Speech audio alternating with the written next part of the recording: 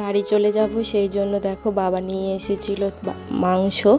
তো বাবা মায়েরা মানে এমন নয় যে শ্বশুরবাড়িতে খায় না কি খেতে দেয় না, এমনটা কিন্তু না, সেটা বাবা মাও জানে, আমরা সবাই জানি।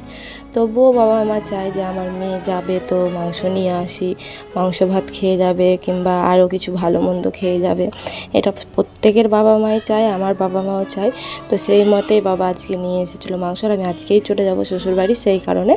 তো মাংসটা কিন্তু আমিই রান্না করেছিলাম, আর কেমন লাগছে কালারটা দেখতে অবশ্যই তোমরা কমেন্ট করে জানিও। তো এই যে মাংসটা আমি রান্না করেছিলাম, আর খেতেও কিন্তু খুব ভালোই হয়েছিল, খুব একটা খারাপ হয়নি।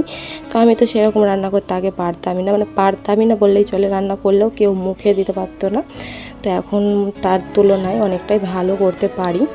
তো এই যে দেখো মানে মাংসটা আমার পুরোপুরি রেডি, একদম কষানোর পরে জল দিয়ে দিয়েছিলাম, আর জলটাও ফুটে একদম মানে মাংসটা সেদ্ধ হয়ে গেছে। তো চলো এখন বেড়ে নিই খাবারটা। তো আজকে হয়েছিল শাক ভাজা আর মাংস, বাস এটুকুটাই। কেমন লাগলো জানিও, টাটা।